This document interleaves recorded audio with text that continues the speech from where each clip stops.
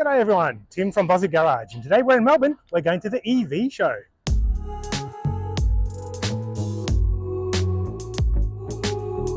So I came to the EV show last year, 2024. This year promises to be a whole lot different. There seems to be a whole lot more manufacturers on display. There's going to be a few supercars here as well. And I think they've also opened up the show to a few more hybrid vehicles. So we are going to hopefully see a lot more cars than we did in 2024. Interestingly too, the whole market has kind of changed. When I got my first EV in 2022, there wasn't really much in the way of a market. There was mainly Tesla. There was a couple of Hyundais. BYD were just getting into the game as well. And I remember walking down the street and getting really excited every time I saw a Tesla. And of course, Teslas are everywhere now. This is a good thing, I reckon. Having more competition into the market is going to mean better prices for consumers. It's going to mean more choice available as well. And it's pointing the way to the future. Once you've driven an EV, why would you go back to a petrol car? They're faster, they're quieter, they're more comfortable, they have more technology, they're cheaper to run, there's less servicing involved. Unless you believe all the misinformation and lies that some news outlets are trying to spread, we know who we're talking about here. But like I said, we're here in Melbourne. We're outside Crown Casino on a beautiful but really cold winter's day here. Let's go across the road into the Melbourne Convention Centre, which is over there, and have a look at the EV show.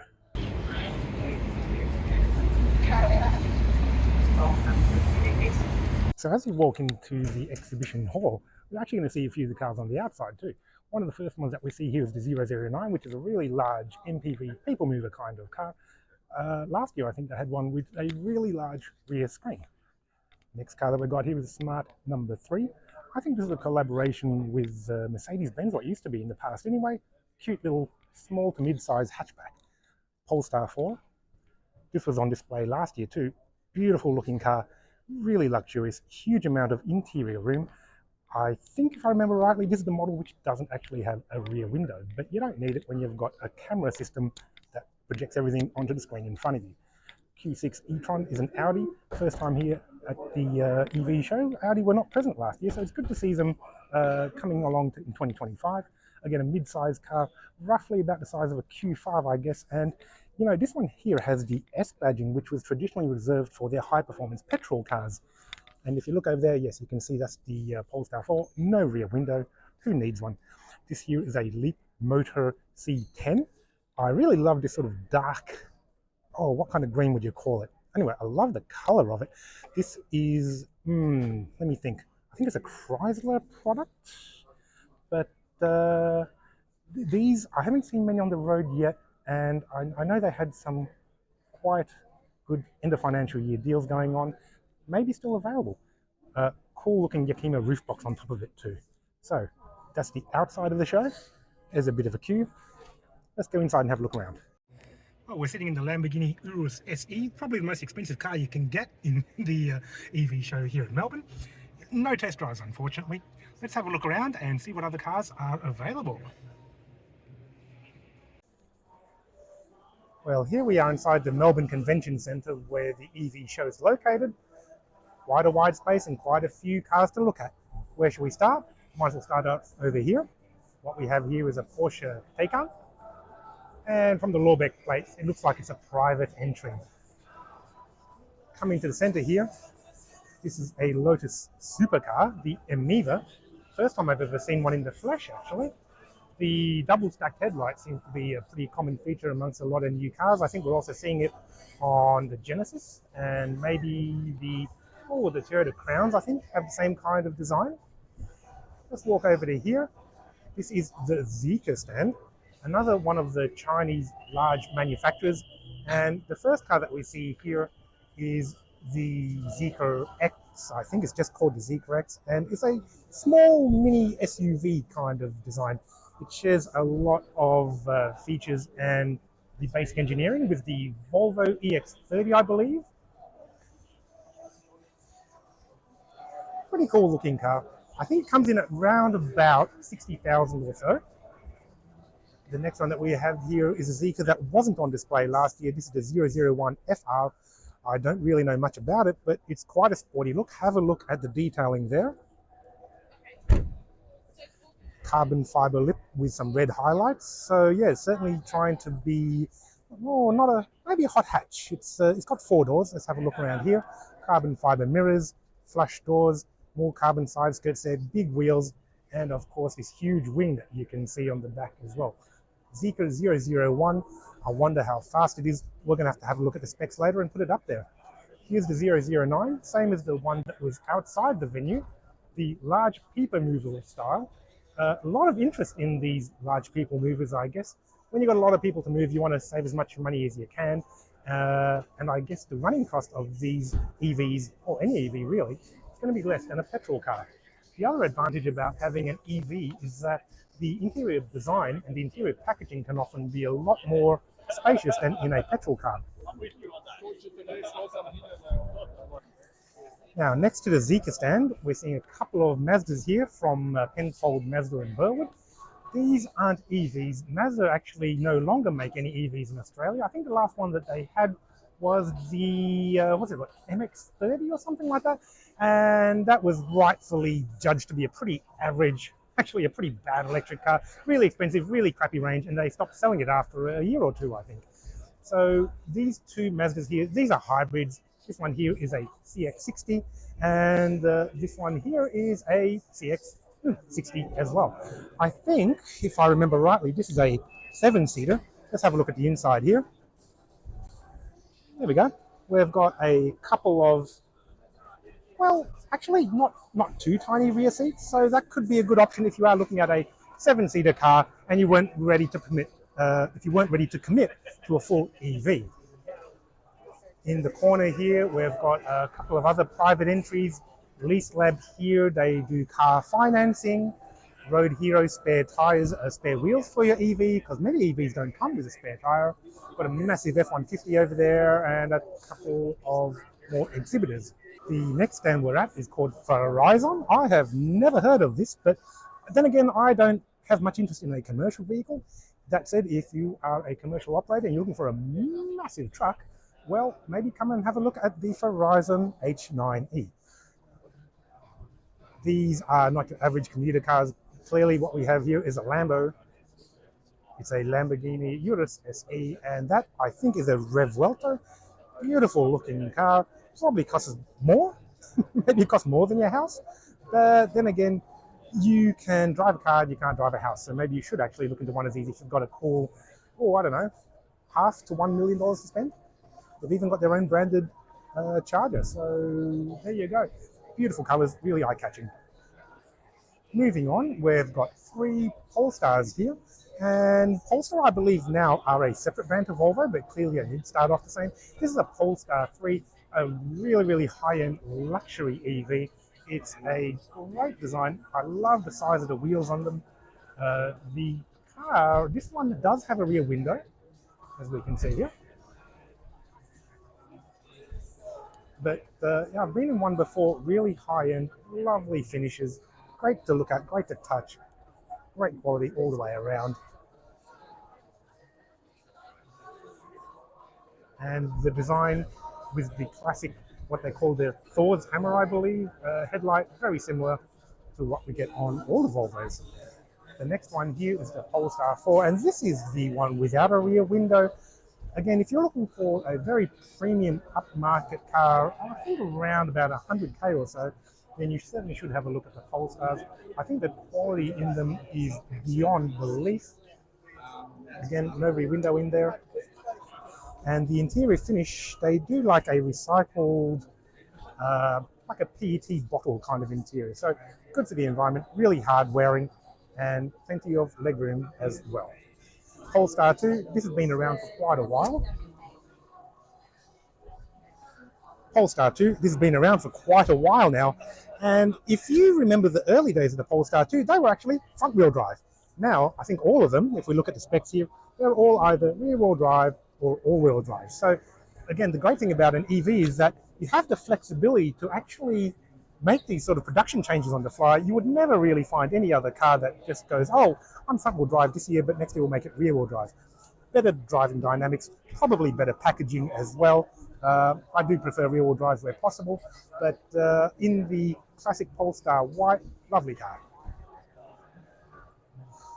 Moving right along, we've got a couple of Mercs here. Thank you, Mercedes-Benz Melbourne. This is a G-Class, and I believe this might be the one which can actually do what they call tank turns, where the front and the rear wheels can rotate independently, and it can spin on the spot. I've always been a bit confused by the G-Class. It looks like something was designed about 30 years ago, because it was. That's a square spare wheel cover. Yeah, cool. Mercedes-Benz G580. I don't think it's a full EV, and this one is neither. This is the new C63. If I remember rightly, this is a 4-cylinder turbo combined with a mild hybrid technology. So a 4-cylinder C63. Who would have thought it? I think there was also some debate about whether they were going to go back to a V8, because I don't know if I want to spend $200,000 on a 4-cylinder, but hey, who can argue with performance? Mercedes-Benz C63, behind, or next to, a couple of Audis. This is the Audi Q6 e-tron. There was one out the front as well. Quite imposing. I do like the headlights. It has that sort of matrix LED look there. Lovely in black, while it's clean for the first 20 minutes or so, and then they tend to show up all your fingerprints and all the dust as well. What we have next to it is the Q4 e-tron. By the naming convention, should be a smaller version, small to mid-size SUV EV design. How do you like it? I've never looked outside. I've never looked inside one of them. So one thing about Audis is that they really make lovely, high-quality interiors.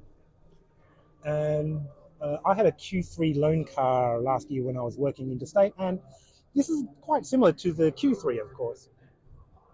Sunroof. Sunroof actually opens. That's a nice touch. The sort of fastback look on it, still not sold. You might as well get a full hatch, like the one at the back there. A bit more practical. This one, I guess it kind of looks more sporty, but no one buys these because they're sporty. Do you? I don't think so. Let's have a look back here. We've got a few Kias. Kias are big in the EV world now. They've got a whole range of a lineup, including the EV3, EV5, maybe a 7 and a 9, I'm not quite sure. This is one of their earlier EVs, the Kia Niro. So many years ago they had an EV which I don't think launched in Australia, and it was a Kia Niro pre-facelift. This is the post-facelift model. Quite a good looking thing, but I've not actually seen one on the roads. Price, I don't know, we'll look it up, put it on the screen here. Kia EV6. This again is one of the earlier EVs that Kia launched, still around. It's had a recent update, and I think this might be the update with the newer headlights as well. The next car here, I love the look of this EV9. It's a large SUV. I believe it's a 7-seater as well. It kind of looks like a brick, which, yeah, look, that is actually a compliment. I love this chunky, sort of squared off, massive, big square arches going around the wheels as well. Black and white, the Stormtrooper look. What's not to like about it? Let's have a look around. Yep, definitely a 7-seater. With the back seats up, not much rear space in here, but plenty of room inside for people. Electric tailgaters you'd expect to see as well. Good option if you've got a big family. No idea about the range or the capacity otherwise, but yeah, Kia EV9. Next to the EV9, I think we've got a couple of the new EVs. The EV5 is one of them. And again, they share the design language of the EV9. Kind of square, kind of boxy, nice flared guards or gloss black wheel covers around there too. This one here, is it a 7-seater? No, it's not. It's just got a storage compartment there. This would be a mid-size EV, you know, competing in a very, very crowded area of the market now. Probably the most popular car which is being bought in Australia, mid-size EVs, competing with, you know, things like the RAV4, the CX-5, etc. It's kind of hard to tell from this video angle, but there is a heap of legroom in the back here, which is, again, a common feature to all EVs. Great interior packaging, great space with the battery flat in the floor and no transmission tunnel. I do like the detailing here in the headlight. It's sort of, not a full width LED bar, but when these light up at night, they look incredible. And again, it does share a lot of the design language with the EV9. Great color too. Not quite matte, not quite fully gloss, but it also has a matching color or a matching sibling, let's call it, is the Kia EV3. The smallest, I think, of the Kia EVs that are on the market at the moment. Sort of an olivey light green color. Yeah, both colors really nice. Love them. Again, the headlights very common across the range here: EV3, EV5, EV9. Small city SUV, but it doesn't look really that much smaller than the EV5. So pretty much a car for every consumer there from Kia. Small, medium, large, and sporty if you want the EV6 as well. MG Cyberster. I went to the launch of this model sometime in 2024. Again, haven't seen any on the roads yet. It is winter in Melbourne, so we probably won't see many with the roof down. A couple more hypercars on display here too. These are probably not available for a test drive, but this sort of sky blue, I think this is the SF90.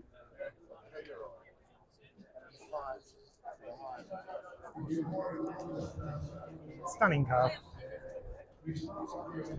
And of course available in classic Ferrari red as well. So looks like a couple of private demonstrator entries from Lorbeck. I don't know, which one would you go? Blue? Would you go for red? Maybe have one of each.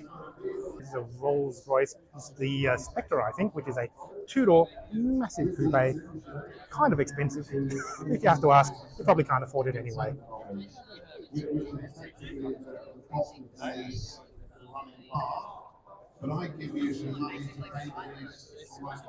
And what we have behind the Rolls Royce is a Corvette. The number plate suggests it's an EV, Corvette C8 EV. I kind of think it, at best, it might be a hybrid. Don't know much about these Corvettes, but I do know that this generation switched from front engine to mid-engine, and you can see the engine in there. Do we have exhaust tips? Of course we do. We've got 4 of them. So C8 EV. Next to the supercars in the middle, we've got Leapmotor, yet another one of the Chinese EV brands. And what are they selling? It looks like a mid-size EV SUV, which of course is going to be really the biggest market here in Australia. We're also having a demonstration of V2L, vehicle to load, where you can run your coffee machine, a fridge, a bunch of other appliances from your car. Vehicle to load, V2L and V2 Grid is going to be a much more important part, I guess, of owning an EV in the future, because very soon, it might be this year or next year, they will be announcing the standards for vehicle to home, vehicle to grid operations. So what can we get a hint of here? We've got a large central screen, we've got a driver's display screen, we've got flash door handles, and we've got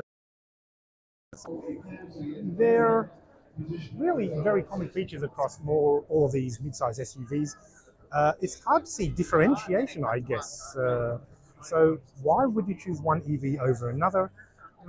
Well, price is one, features is another, servicing requirements or otherwise, warranty, comfort level.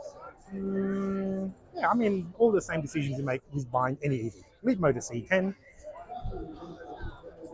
Let's have a look at the back seat. Huge amount of room as we can expect. I do like this color combination. I like the sort of tan on green, very British style, isn't it?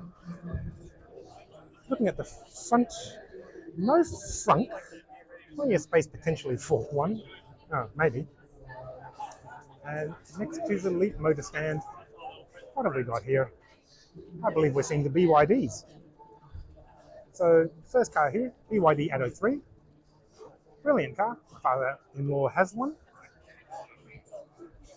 Really popular, and this is one of the, again, first sort of, I guess you call it affordable small to mid-sized EVs that was launched in Australia around about 50,000, I think, when they launched a couple of years ago.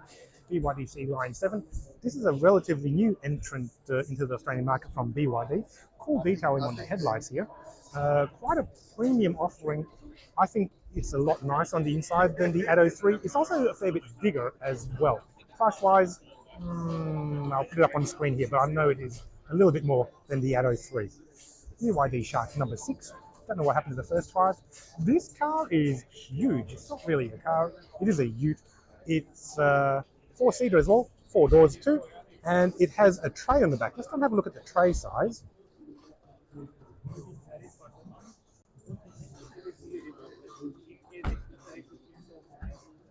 Pretty deep. I'd say it's maybe 1.5 meters or so. Plenty of space inside for your passengers. No sunroof, this one.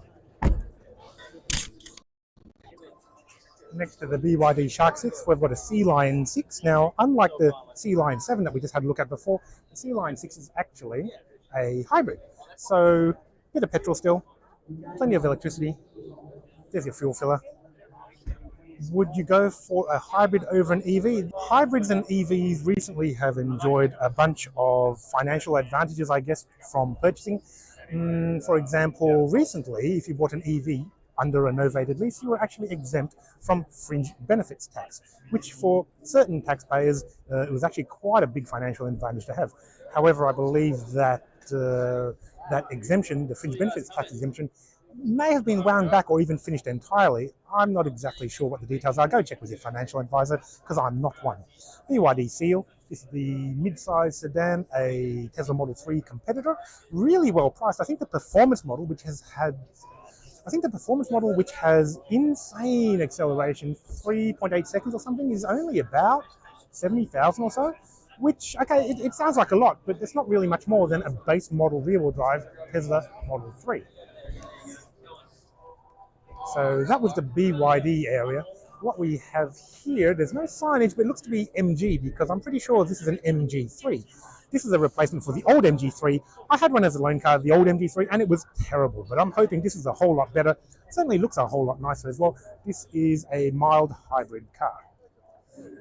This one here is, I think, the new MG5S is what they call it, which is based on the MG4, which of course I've done a whole lot of videos on. We've owned our MG4 for nearly 2 years now. We got one of the first ones in the country. But the MG5 EV, based on the same platform as the MG4, from the reports I've heard secondhand, it's actually quite a good car, and it should be. The rear-wheel drive platform of the MG4, yeah, fantastic. Love driving it, very sporty. Still no frunk here. I guess they probably could put something under there, but they haven't. So if you're looking for something in the mid-size category, the MG5 would probably, MG5S, MGS5, I don't know what it's called, should be a decent option. No sunroof in this particular model, so this is probably the entry range of the lot. MG4, well, have a look at my other videos. I've done plenty videos on our ownership experience of them. Apparently there is going to be a new MG4 coming out, maybe in Europe or in China in the next 6 to 12 months or so. From the spy photos I've had a look at of the new MG4, it kind of looks different. I love the look of this current MG4, very sharp, very angular, very modern. The new one kind of loses a little bit of that. What we've got next to the MG4s, this is a Range Rover, I think, of some description. Don't really know much about them. Matte black, of course. There's a charging cable in the back, so let's hope it's at least a hybrid, if not a mild EV or a full EV. Definitely not a full EV. This car I love. This is the Volvo EX90. So they're large 7-seater, I think, at least in the petrol version. I did see some rear seats there too. This is the EX90 in a sort of silvery white shade. A lot of people having a look around it. And yeah, you can't actually test drive a lot of these cars. You just have to scan that code there. I won't do it today. I haven't really got time for it. Huge frunk. Not very deep, but quite wide. And of course, the typical headlights that all the Volvos and like the Polestars we looked at before have got. Volvo EX90. Really nice. This one here, oh, is it the XC40, I think is what they're called? These have been around for quite a while.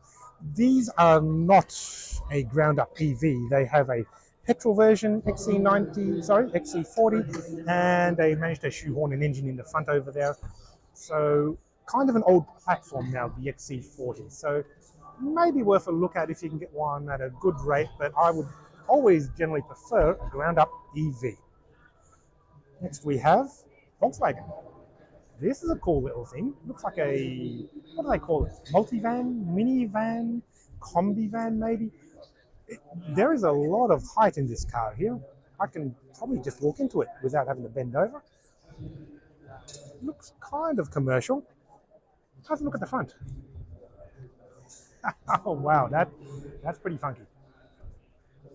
Yeah, great color, great looks. Yeah, certainly a good alternative to some of the other people movers that we're seeing here. It's kind of a cross between a commercial vehicle and a family car. Aerodynamic wheels, as we expect to see by now as well. This here, oh, what do you call this? I actually don't really know a great deal about the Volkswagen range of electric cars. I don't even know what this one's called. The badge on the door says GTX. Looks roughly Golf size, maybe a fraction bigger than that too.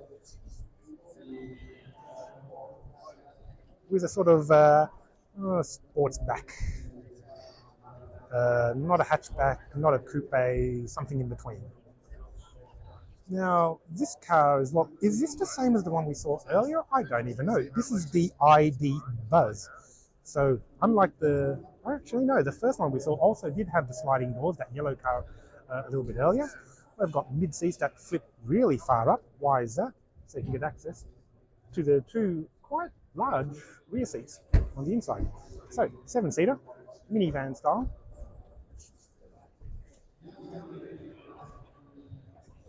Cool looking thing. I have no idea how much it cost. We might look it up and stick it on the screen here. I'm guessing, and just totally uneducated, I'm guessing it's going to be 90,000. Let's see. Let's see if I'm right or if I'm totally wrong. Tesla Model Y Juniper. This is not on display from Tesla. It's a private entry. We've got a go-karting track over there for electric go-karts. A bunch of kids having a lot of fun over there too. And now we're at the Xpeng stand. Xpeng were a big exhibitor at the EV SUV show last year. It's good to see them coming back as well. Xpeng are a huge manufacturer in China, and they have a range of models here. This is I think it was the G6 we saw on the badge at the back there. So what else do we have? We've got that silver, what is that silver thing over there? I think that might be the G6 or the X6. I get confused by all the models. G6 is what it is. So Xpeng G6, mid-size SUV, like 80% of the cars here. The most popular market segment. So great thing about coming to the EV show is that you can compare, just by walking a minute or two, between some of the cars that you might be looking at purchasing. This one here is the Xpeng G9. So the bigger the number, the bigger the car. I guess you can sort of understand that. Full width light bar, a little bit bigger than the G6, and a people mover. This is what? The Xpeng X9. It's really hard to keep up with all the naming conventions, but let's say G means SUV style and X means people mover style. A lot of interest around here. And the last car on display at the Xpeng stand is the Xpeng P7 Plus, which is a sedan liftback kind of style. I saw the car move a bit, so hopefully he's going to drive off. I'm just going to move out of the way because it has happened actually. We've got the Tesla Owners Club with a bunch of cars on display, as well as a camper van. And the final exhibitor that we're going to look at today is Smart. So Smart back in the day used to be a subsidiary of Mercedes-Benz. I don't really know what the relationship is nowadays, but let's walk around here and have a look at the inside of this car. It's a sort of raised hatchback style, kind of like a mini Countryman or something similar to that. Interior, and a matte grey one on the side as well. Yeah, I do like that matte finish. Don't know about looking after it. So that was my quick walk around through the Melbourne EV Show 2025. Hopefully you found it interesting. I was really happy to see that many cars on display.